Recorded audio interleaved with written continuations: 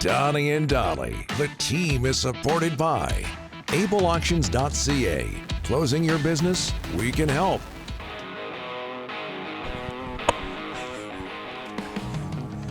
All right, Monday. And all today's guests, including Elliotte Friedman. We've been informed we need a minute or two, then he'll be standing by. Yep. Sponsored by Rick Passant Motors. Check out their 34th anniversary sale happening all month long at Passant Motors. Check out the details online at Passant Motors, BASANTmotors.com, or you can visit their showroom at 16315 Fraser Highway in Surrey, right where the SkyTrain is going to be. Oh, yeah, beautiful. Right there, yeah.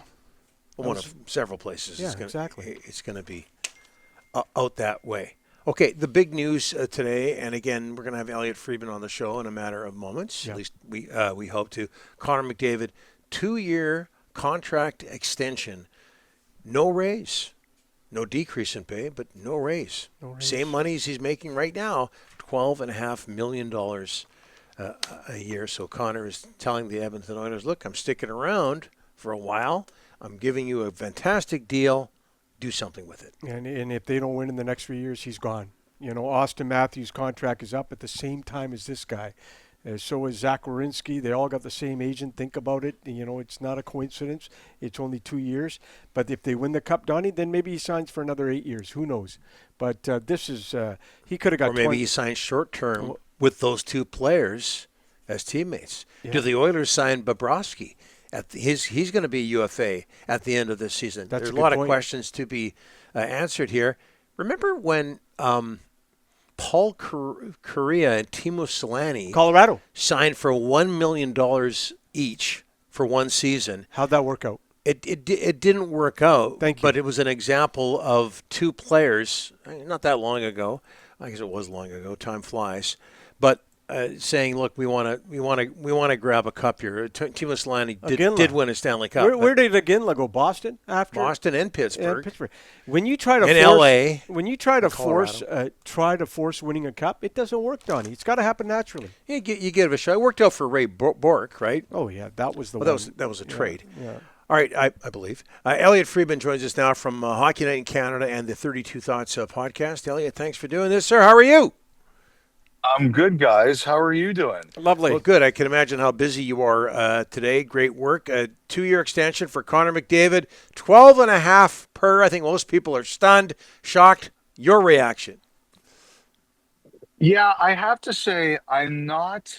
I'm not shocked at the term. Mm-hmm. I'm not shocked that the AAV is lower than we thought.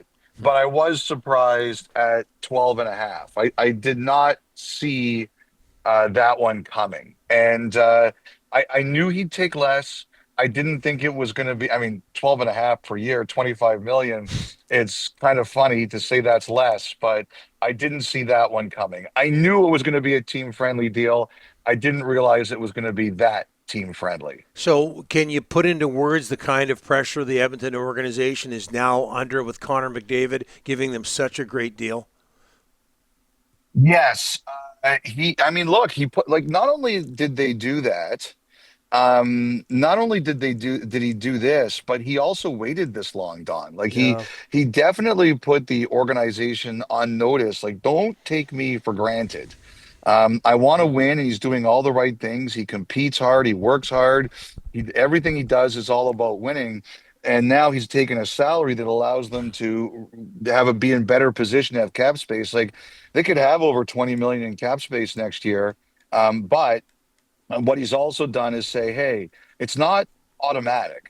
I have to see this go both ways. And even though this is a huge victory for the Oilers, getting him done at any term, there's no question he's done it in a way that makes them say, you know what, we can't afford to get too comfortable here. We have to be in this every year and looking like we're constantly in this for years to come. Elliotte, what would the NHLPA say about the best player in the world taking less? Well, you know what?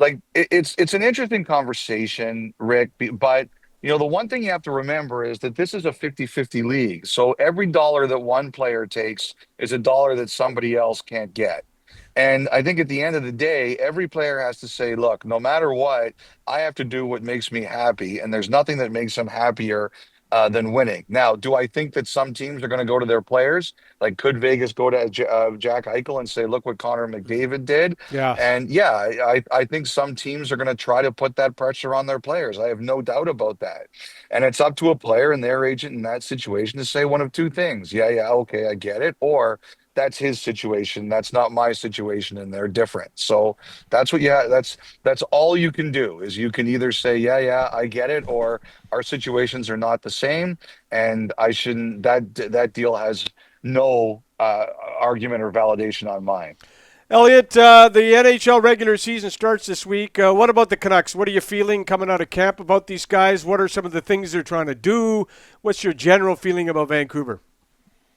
Well, I thought it was really interesting. I saw today that John Shannon reported that Coots uh, um, is going to be in the lineup tomorrow. So uh,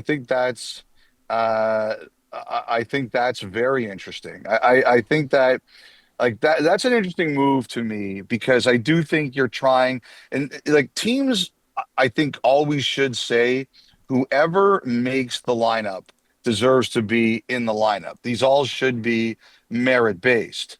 But we all always know that doesn't always occur. Yes. And so I think it's very interesting that the Canucks are saying on merit this guy deserves to be here and therefore we're going to put him in here. I think to me, that's the most fascinating short term thing they're doing. Look, I can tell you a lot of other things, Rick, that you already know and aren't new. And that is the Canucks continue to look around and they're happy to do something, but that thing is not there right now. So we'll see where it goes over the next little while.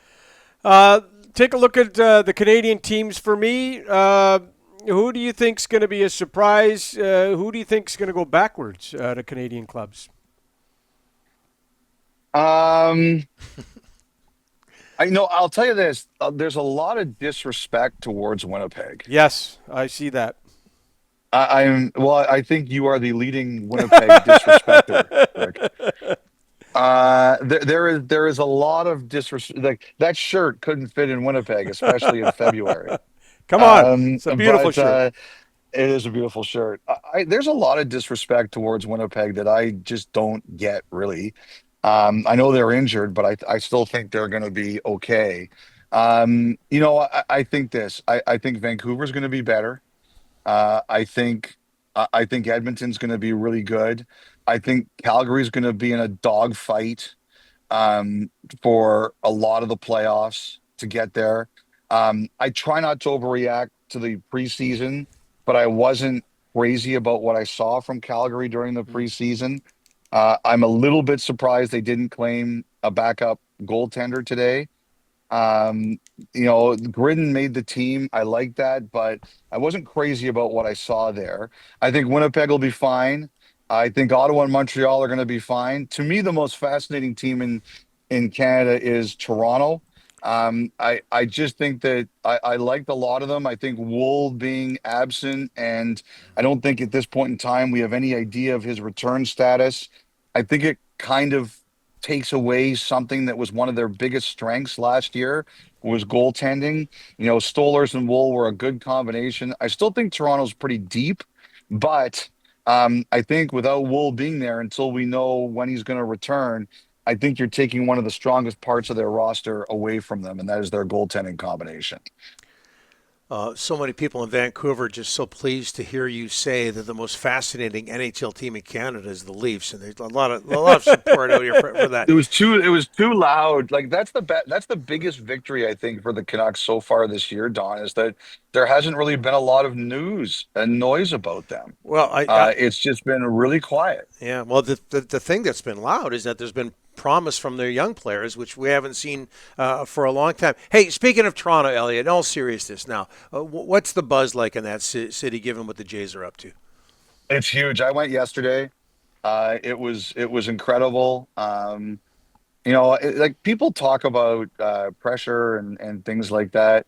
I think if you compete hard these fans, they'll love you forever. It's the same as Vancouver. Mm-hmm. I mean, and like people have always asked me, like, if you were good enough to be a player, which I know I'm not, would you be able to play in a Canadian city? And I'd say absolutely. I think the risks are high, but the rewards are high. You think of all the great Canucks players who, like even not, and even some of the guys you wouldn't list as some of the best Canucks players, but guys who play hard, they're gods in that city. Yeah. And you look at the Blue Jays right now. Like, I mean, the crowd was bonkers yesterday. That kid, you savage. What was interesting was he walked Judge, and I think people were like, "Ooh, I don't know about this." And then when he struck out the last two, like everybody in there believed in the first inning, and it was crazy. I really think playing in Canada is the risks are high, sure, but the rewards are enormous. And it's like a poker pot, guys. Are you betting $1,000 to win $10,000? Yeah, you probably are. Yeah. And so many players who played in Vancouver, even if they're not British Columbians, come back and live here after their careers are over. Same thing with Toronto. I know you're busy, Elliotte. We can't thank you enough for this. Appreciate it. All right, guys, my pleasure.